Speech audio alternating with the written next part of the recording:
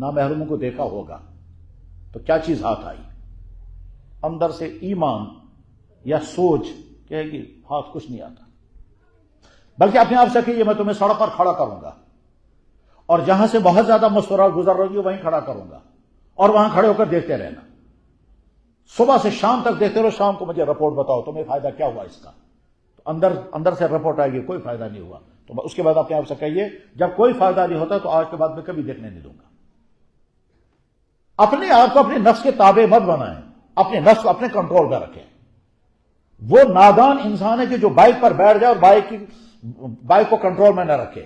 انسان کا نفس ایسا ہی ہے جیسے بائک، یا تو اس کو اپنے کنٹرول میں رکھیں، اور اگر اپنے کنٹرول میں رکھیں گے اپنے آپ کو اس کے ہاتھ میں دے دے کہ وہ تو نہ جانے کہاں سے کہاں گرا دے گی۔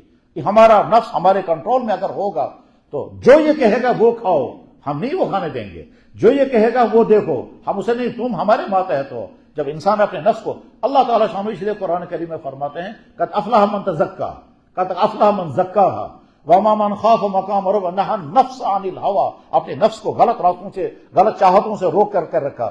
تو اپنے نفس کے تابع نہ مت ہو جائیں، آپ کا نفس نہ جانے کہاں کہاں کیا کیا کراتا رہے گا۔ تو اپنے آپ کو بتائیں کہ تم دیکھنا چاہتے ہو نامحرموں کو، چاہے وہ کلاس فیلو ہیں، چاہے وہ کولیگ ہیں، چاہے وہ تمہارے اسٹوڈنٹ ہیں، چاہے وہ تمہارا پیشنٹ ہے، چاہے وہ تمہارا کلائنٹس ہے۔ وکیل ہوگا تو کلائنٹس آئیں گے، ڈاکٹر ہوگا تو پیشنٹ آئے گا، ٹیچر ہوگا تو اسٹوڈنٹ سامنے بیٹھی ہوں گی، کولیگ ہوگا تو کولیگ ہوگا، مشورات کولیگ ہوں گے، افسر ہوگا تو ہو سکتا ہے بہت ساری ماتحت عورتیں ہوں گی۔ فنکشنوں میں چاروں طرف سے نہ عورتیں ہوتی ہیں اور اٹریکٹیو لباس کے ساتھ ہوتی ہے۔ اس وقت اپنے آپ سے یہ کہنا ہے کہ ٹھیک ہے تم دیکھو، تم اس کو دیکھو، آسمان والا تمہیں دیکھ رہا ہے، اور اللہ کہہ رہا ہے میں دیکھ رہا ہوں تو کیا دیکھ رہا ہے، اور مجھے طاقت ہے تیری آنکھوں کی لائٹ چھین سکتا ہوں، مجھے طاقت ہے میں تجھے بڑی سے بڑی سزا دے سکتا ہوں۔ میں نے منع کیا مت دیکھو، مگر اس کے باوجود تم کنٹرول نہیں کر رہے ہو، سمجھ لو میں کچھ بھی کر سکتا ہوں، اور اگر میرا غضب آ گیا تو میرا غضب جھیل نہیں پائے گا۔ جب اپنے آپ کو یہ بات سمجھائیں گے تو اندر سے ایمان کہے گا ہاں مجھے تو کنٹرول کرنا چاہیے، اور اگر اس پر بھی کنٹرول نہیں ہو رہا ہے تو پھر اپنے آپ کو سمجھائیں کہ ٹھیک ہے اگر آج ہم نامحرموں کو دیکھتے رہیں گے تو قیامت کے دن اللہ تعالیٰ اگر سلائی گرم کرا کر ہماری آنکھوں کو لگائیں گے تو کیا ہم برداشت کر پائیں گے؟ ظاہر جواب ہے کہ نہیں۔ بچنے والے نوجوانوں کی کہانیاں بڑی عجیب ہیں، کیسے انسان اپنے آپ کو بچاتا ہے۔ میں نے ایک واقعہ پڑھا، ایک نوجوان جو کسی مسجد کے امام تھے اور غیر شادی شدہ مسجد کے امام ہیں، جس جگہ یہ مسجد تھی وہاں چاروں طرف مسلمان اور غیر مسلم تھے، ان کے آپس میں کوئی جھگڑے ہو گئے، ان جھگڑوں کی بنا پر وہاں کرفیو لگ گیا۔ ایک گھر سے ایک خاتون نکلی ہیں اپنے رشتہ داروں کے ہاں جانے کے لیے، لیکن چونکہ باہر حالات خراب ہو گئے اس لیے وہ خاتون جو نوجوان لڑکی تھی وہ مسجد میں آ گئی۔ امام صاحب نے کہا بھائی یہاں مسجد میں آپ کیسے آ گئی؟ اس نے کہا دیکھو باہر حالات ٹھیک نہیں ہیں، میں جہاں جانا چاہتی تھی وہاں میں پہنچ نہیں سکتی، اس لیے میں یہی رات گزاروں گی۔ امام صاحب نے کہا بھائی یہاں رات گزارنا تو مشکل ہے، میں اکیلا ہوں، ادھر سے نمازی بھی نہیں آ رہے ہیں۔ بہرحال وہ مجبور ہو گئی، وہ نکل نہیں سکتی تھی، یہ بھی مجبور ہو گیا، تو رات کو اس نے یہی اسی گھر میں اسی کمرے میں رات گزاری۔ نوجوان امام صاحب کے کمرے میں ایک نوجوان خاتون رات گزار رہی ہے۔ ان کے پاس کھانے کا بھی انتظام نہیں تھا کیونکہ محلے میں حالات ٹھیک نہیں تھے، محلے سے کھانا آیا ہی نہیں امام صاحب کے لیے۔ رات بھر یہ نوجوان امام صاحب اپنی انگلی موم بتی پر جلاتے رہے، رات بھر کتاب پڑھتے رہے، اس کو بستر میں لٹا دیا اور خود اپنی انگلی شمع پر ڈالتے رہے، موم بتی پر جلاتے، جب انگلی جلتی فوراً روک لیتے تھے۔ رات اس طرح سے گزاری۔ اگلے دن اس بچی کے والد نے ڈھونڈا بچی کو کہاں ہے، پتہ چلا مسجد میں ہے۔ تو جب والد صاحب مسجد میں آئے، بیٹی کو دیکھا ٹھیک حالت میں ہے، بیٹی نے اپنے ابا جان سے کہا کہ امام صاحب پوچھیں یہ موم بتی پر اپنی انگلیاں کیوں رکھ رہے تھے؟ تو والد صاحب نے امام صاحب سے پوچھا بھائی آپ کیا کر رہے تھے؟ امام صاحب نے کہا جی کچھ نہیں کر رہا تھا، میں تو رات بھر پڑھتا رہا کیونکہ بستر ہمارے پاس ایک ہی تھا، آپ کی بیٹی کو میں نے سلا دیا، کمرہ ایک ہی تھا، تو میں تو البتہ اپنی انگلی کیوں لگاتے تھے اپنی انگلی؟ اس نے کہا مجھے دل میں برے خیالات آتے تھے، میں سوچتا تھا میں بھی جوان ہوں یہ بھی جوان ہے، مجھے ہم کو کوئی روکنے والا نہیں ہے۔ تو یہ جو برے خیالات میرے دل میں آتے تھے، میں نے اپنے آپ کو سمجھایا کہ اگر تم یہ موم بتی کی آگ برداشت کر پائے تو پھر قیامت کی آگ میں تم جھیل پاؤ گے، اور اگر یہ موم بتی کی آگ تم جھیل نہیں پائے تو وہ آگ تم جھیل نہیں سکو گے۔ میں انگلی موم بتی پر رکھتا تھا، جب یہ جلنے لگتی تھی میں فوراً پیچھے ہٹاتا تھا، میں اپنے آپ سے کہتا تھا جب تم یہ آگ برداشت نہیں کر سکے تو وہ آگ بھی برداشت نہیں کر سکو گے۔ اس طرح رات بھر میں نے اپنے آپ کو گناہ سے بچا لیا۔ والد صاحب اپنی بیٹے کو گھر لے گئے اور اپنی بیوی سے کہا کہ اتنا عرصہ ہو گیا ہمیں داماد ڈھونڈتے ہوئے، اللہ نے ہم کو داماد دے دیا۔ وہ جو مسجد میں امام صاحب ہیں، ہماری ایک ہی بیٹی ہیں، فیکٹری کے مالک ہیں، یہ بیٹی بھی اسی کو دیں گے نکاح میں اور فیکٹری بھی اسی کو دیں گے، یہ کتاب میں لکھا ہوا۔ میرے نوجوان بھائیوں، تمہاری جوانی کے یہ سب خطرے ہیں۔ نمبر 1 اپنی ایمان کو بچائیں گے، نمبر 2 اپنی کیریکٹر کو بچائیں گے، اور کیریکٹر کو بچانے کے معنی یہ ہیں ڈرگ سے، میوزک سے، فیشن سے، غلط تعلقات سے۔ یہ وہ چند چیزیں ہیں جو تمہاری جوانی کو لگیں گی، ان چیزوں سے اپنے آپ کو بچائیں گے تو آپ کی جوانی بچ جائے گی، اور اس کے بعد پھر اگلی زندگی آپ کی اگلی زندگی کامیاب ہوگی۔ اگلی زندگی کامیاب ہونے کے معنی کیا ہے؟ دنیا کی قوموں کے نظروں میں اگلی زندگی کامیاب ہونے کے معنی کیریئر اچھا ہو جائے۔ کیریئر کسے کہتے ہیں؟ کہ صاحب تعلیم مل گئی، ملازمت مل گئی، روزگار ہو گیا، کیریئر اچھا ہو گیا۔ اسلام نہیں مانتا کہ، اسلام کہتا ہے کیریئر نمبر 2 ہے، پہلے کیریکٹر۔ اگر آپ کا کیریکٹر صحیح ہے اور پھر آپ کا کیریئر صحیح ہے تو آپ کامیاب زندگی گزار رہے ہیں، اور اگر آپ کا کیریکٹر لیس ہے، چاہے آپ بدکاریوں میں رہے ہیں، چاہے شراب خوریوں میں رہے ہیں، چاہے ڈرگس میں رہے ہیں، چاہے کرپشن میں ہیں، چاہے کس چیز میں ہیں، اور آپ پیسہ کما رہے ہیں، تو دنیا والوں کی نظر میں کیریئر بہت اچھا ہے مگر کیریکٹر نہیں۔ اسلام پہلے کیریکٹر کی بات کرتا ہے۔ آپ کی جوانی میں کوئی داغ لگنا نہیں چاہیے۔ آپ کی جوانی ایسی گزرنی چاہیے کہ جس وقت آپ کے رشتے کی بات اٹھے، آپ کے والدین کو اطمینان ہونا چاہیے کہ ہمارا بیٹا بالکل پاک صاف ہے، اور کوئی بھی آ کر اس کو دیکھ سکتا ہے۔ محلے میں کسی سے ہمارے بچے کے بارے میں پوچھا جائے، سارے محلے والے ہمارے بچے کی گواہی دیں گے کہ بالکل پاک دامن ہے۔ اگر آپ یہ ہمت کر پا رہے ہیں کہ جس دن میرا نکاح ہوگا میں اپنی بیوی سے کہہ سکوں گا بالکل پاک دامن ہوں، میں نے نہ یہ غلطی کی ہے، نہ یہ غلطی کی ہے، نہ یہ غلطی کی ہے، تب تو ہو۔ لیکن اگر آپ اس پوزیشن میں نہیں ہیں کہ میں نکاح کے بعد جب پہلی ملاقات مجھے اپنی زندگی کے پارٹنر کے ساتھ ہوگی اور میں اس کو نہیں کہہ سکوں گا کہ میں بالکل پاک دامن ہے، تو مجھے یہ بھی امید نہیں رکھنی چاہیے کہ پھر وہ بھی پاک دامن ہوگی یا نہیں۔ آج کے جوان کے لیے یہی چیزیں جو ہم کو سمجھانی ہے، اور یہ وہ بات ہے کہ اللہ تعالی شانہ نے جوانوں کے سامنے رول ماڈل لانا ہے۔ چنانچہ اللہ تعالی شانہ نے نبیوں کے کچھ واقعات اسی لیے بیان فرمائے۔ حضرت موسیٰ علیہ السلام ایک جنگلی سفر کر رہے ہیں، غیر شادی شدہ جوان ہیں اور انتہائی طاقتور ہیں۔ اس جنگلی سفر میں کیا واقعہ پیش آ گیا؟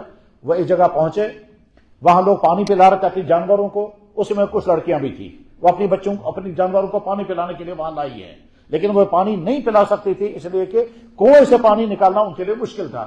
تو مرد لوگ جب اپنے جانوروں کو پانی پلا کر نکل جائیں گے، اس کے بعد بچا کھچا پانی وہ بیٹیاں اپنی جانوروں کو پلائیں گی۔ موسیٰ علیہ السلام جوان اور پردیسی وہ دیکھتے رہے یہ سارا منظر کہ مرد اپنی جانوروں کو پانی پلا رہے ہیں، یہ لڑکیاں کھڑی ہیں اپنی جانوروں کو روکے ہوئے ہیں۔ اٹھ کر چلے گئے اور جا کر کہا بھائی ان کے جانوروں کو کیوں نہیں پانی پلایا جا رہا ہے؟ کہا لگا جب ہم اپنے جانوروں کو پلائیں گے اس کے بعد بچا ہوا پانی یہ پئیں۔ انہوں نے کہا ٹھیک ہے۔ چنانچہ موسیٰ علیہ السلام نے ان کو پیچھے ہٹایا اور کنویں سے پانی نکالا۔ جس ڈول کو 3 4 آدمی کھینچ کر نکالتے تھے اس کو انہیں اکیلے نہیں نکالا کیونکہ وہ بہت طاقتور تھے۔ ان بچوں کو پانی پلا کر، ان کے جانوروں کو پانی پلا کر ان کو رخصت کر دیا، خود بیچارے وہیں بیٹھ گئے کیونکہ مسافر تھے، ان کو سمجھ بھی نہیں آ رہا تھا مجھے کہاں جانا ہے۔ وہ بیٹیاں اپنے والد کے پاس گئیں اور والد نے پوچھا بھائی اتنی جلدی آپ کیسے آ گئیں اور جانوروں کو پانی پلایا یا نہیں؟ انہوں نے کہا جی ہم نے پانی پلایا جانوروں کو، مگر وہاں ایک آدمی تھا، اس آدمی نے ہمارے جانوروں کو پانی پلایا۔ اس کے بعد ان بیٹیوں نے اس پردیسی انسان کا پورا تعارف کرایا۔ ابا جان نے ایک بیٹی سے کہا جاؤ اسے بلا کر کے لاؤ۔ اب یہ بیٹی آئی ہیں اور موسیٰ علیہ السلام سے کہتی ہیں ہمارے ابا جان آپ کو بلا رہے ہیں۔ موسیٰ علیہ السلام اس بیٹی کے ساتھ روانہ ہو گئے۔ 2 جوان، 2 طاقتور، جنگلوں کا سفر، اس میں ندی نالے بھی رہے ہوں گے یا ریگستان ہوں گے، پہاڑی علاقے سے گزر رہے ہیں، یہ نہیں معلوم ہے کتنے کلومیٹر ان کو چلنا ہوگا۔ موسیٰ علیہ السلام نے دیکھا بیٹی جوان خاتون آگے سے گزر رہی ہے، ہوا کی وجہ سے اس کی ساڑی گر جاتی ہے، اس کے بال مجھے نظر آتے ہیں، اس کا چہرہ نظر آتا ہے، نیچے سے ہوا کے اس کی پنڈلیاں کھل جاتی ہیں اور وہ پنڈلیوں پر نظر پڑ رہی ہے۔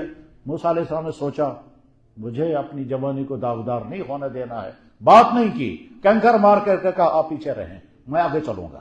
تاکہ میری نظر آپ پر نہ پڑے، اور جہاں راستہ دائیں بائیں کرنا ہوگا وہاں آپ کنکر مار دیں تاکہ میں اس راستے پر چلوں گا، میں آپ سے بات نہیں کرنا چاہتا۔ یہ کہانی اللہ تعالیٰ شانہ ہم کو کیوں سنا رہے ہیں؟ یہ اس لیے کہ تمہاری زندگی میں بھی ایسا ہوگا۔ بہرحال یہ پہنچے، وہ جو بزرگ تھے جن کی وہ بیٹیاں تھیں وہ نبی تھے، حضرت شعیب علیہ السلام، اور یہ بیٹیاں ان کی تھی۔ تو بیٹی نے جا کر کے کہا ابا جان طاقتور اتنا اور باحیا اتنا، طاقتور اتنا کہ جو پانی جو ڈول دو تین تین آدمی کھینچ رہے تھے اسے اکیلے نے کھینچی، اور باحیا اتنا کہ اس طرح سے میرے ساتھ یہاں تک پہنچا۔ ابا جان نے کہا بیٹا میں اپنی بیٹی تمہاری نکاح میں دوں گا، اطمینان کے ساتھ میرے گھر میں رہو، 8 سال رہو گے تو بہت اچھا، 10 سال رہو گے تو بہت اچھا۔ یہ سارا واقعہ اللہ ہمیں کیوں سنا رہے ہیں؟ دراصل رول ماڈل لانا ہے کہ جوان کی زندگی میں ہو سکتا ہے ایسا مرحلہ آئے گا کہ تم اپنے آپ کو بچانے، اس وقت حضرت یوسف علیہ السلام کا واقعہ قرآن کریم نے بیان فرمایا، بالکل پرائیویٹ زندگی کا یوسف علیہ السلام کا واقعہ سناتے ہوئے اللہ نے فرمایا جب ایک اجنبی عورت جو نامحرم تھی، اس اجنبی عورت نے آخری درجے تک پہنچا دیا، اور جہاں آخری درجہ تھا گناہ کرنے کا اس واقعے کو بھی قرآن نے بیان فرمایا۔ اسی لیے بیان فرمایا تاکہ ایک جوان کے سامنے رول ماڈل رہے، تم اپنی جوانی کو کیسے بچاؤ گے۔ قرآن کریم میں ابراہیم علیہ السلام کا واقعہ بیان فرمایا، جب قوم نے وہ اپنا وہ میلہ بیلا کیا جس میلے میں کفر ہوتا تھا، شرک ہوتا تھا، ڈانس ہوتے تھے، بدکاریاں ہوتی ہوں گی، اور نہ جانے کیا کیا ہوتا ہوگا۔ ابراہیم علیہ السلام اس گندے ماحول میں نہیں گئے، اس مشرکانہ ماحول میں، اس کافرانہ ماحول میں، اس فاسقانہ اور زناکاری کے ماحول میں نہیں گئے، رہے اپنے گھر میں، ٹھیک۔ اور یہاں آ کر کے ان کی بتوں کو توڑ دیا۔ تو بعد میں ان لوگوں نے جب تذکرہ کیا تو تذکرہ کرتے تو انہیں کیا کہا؟ کہ لگا بھائی ایک جوان ہے، اس جوان نے یہ غلطی کی ہے۔ ابراہیم علیہ السلام کی جوانی کو قرآن نے ہائی لائٹ کیا۔ سمعنا فتن یذکرہم یقال ابراہیم، سمعنا فتن، ہم نے جوان کا تذکرہ سنا ہے جس جوان نے ایک تو ہمارے گندے میلے میں شرکت نہیں کی، اپنے آپ کو بچایا، اور دوسرے ہمارے بتوں کے ساتھ یہ کیا۔ تو اللہ تعالیٰ یہ کہہ سکتے تھے ایک نبی، ایک صالح، ایک مرد، لیکن یہ نہیں کہا، بلکہ یہ سمعنا فتن، ہم نے جوان کا تذکرہ سنا ہے، تو جوان کی جوانی کو ہائی لائٹ کیا۔ اصحاب کہف کا واقعہ قرآن نے بیان فرمایا، وہاں بھی جوانی کا لفظ استعمال کیا۔ اذا والفتیۃ، جوانوں کی ایک پارٹی تھی، جوانوں کی ایک جماعت تھی جو جا کر کے وہاں اپنی جوانی کو بچایا۔ انہوں نے کس چیز سے؟ کفر سے، شرک سے، عیاشی سے، جو اس سوسائٹی میں ہوتا ہوگا۔ اللہ جل شانہ نے قرآن کریم میں نبیوں کے کچھ واقعات اسی کر کے بیان کیے ہیں تاکہ جوانوں کے سامنے رول ماڈل رہے کہ تم کو بھی زندگی میں یہ مرحلے پیش آئیں گے، اس وقت تم اپنی جوانی کو کیسے بچاؤ گے۔ جناب رسول اللہ صلی اللہ علیہ وسلم کے مبارک حدیث ہے اور مشہور حدیث ہے، آپ نے فرمایا 7 آدمی قیامت کے دن عرش کے سائے کے نیچے ہوں گے۔ 7 یظلہم اللہ تعالیٰ فی ظلہ یوم لا ظل الا ظلہ، 7 آدمی قیامت کے دن عرش کے سائے کے نیچے ہوں گے۔ ان میں پہلا شخص ہے امام عادل۔ امام عادل کے معنی وہ حکمران جو عدل انصاف کے ساتھ حکومت کرے۔ اکثر حضرات یہی تشریح کرتے ہیں، لیکن ایک اور تشریح بھی اس کی گئی ہے اور وہ بڑی دلاویز ہے، ایمان افروز ہے۔ کیا؟ امام عادل، وہ شخص جو عدل کے ساتھ امامت کرے، عدل کے ساتھ، انصاف کے ساتھ حکمرانی کرے، مگر کس پر حکمرانی؟ اس میں حدیث میں وہ لفظ نہیں آیا۔ اب وہ جو دلاوے تشریح ہے وہ یہ ہے کہ مثلا ہمارا یہ جسم، یہ پورا ملک ہے، یہ کنٹری ہے، اس کنٹری میں ایک سٹیٹ ہماری آنکھیں ہیں جن کو زندگی بھر دیکھنا ہے، اس کا ایک سٹیٹ ہمارا کان ہے جس کو زندگی بھر ہمیں سننا ہے، اس کا ایک پارٹ ہماری زبان ہے، زندگی بھر ہمیں بولنا ہے، اس کا ایک پارٹ ہمارا سیکچول پاور ہے جو زندگی بھر استعمال ہوتا رہے گا، اس کا ایک سٹیٹ ہماری ٹانگیں ہیں جن کو زندگی بھر چلنا ہے، اس کا ایک سٹیٹ ہمارا برین ہے، زندگی بھر یہ سوچے گا، اس میں جذبات ہوں گے، اس میں ایموشن ہوں گے، اس میں تمنائیں ہوں گی، اس میں پلاننگ ہوگی، یہ سارا کچھ ہوگا، اور میں اس ملک کا رولر ہوں۔ یہ ملک چھوٹے چھوٹے ٹکڑوں میں ہے، اس کا آنکھ ہے، کان ہے، زبان ہے، دماغ ہے، سوچ ہے، کھانا پینا ہے، مردانگی ہے، عورت پن ہے، یہ ملک ہے، پھیلا ہوا ملک ہے، اور میں اس کا حکمران ہوں۔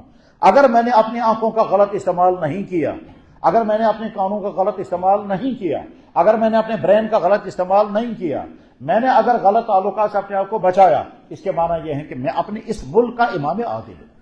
تو پہلے نمبر پر قیامت کے دن جو عرش کے سائے کے نیچے ہوگا وہی امام عادل ہوگا۔ اگر پہلی والی تشریح لیں گے تو پھر حکمران ہیں، مگر حکمران جیسے فاروق اعظم اور جیسے حضرت علی کرم اللہ تعالی وجہ، اور اگر دوسری تشریح لیں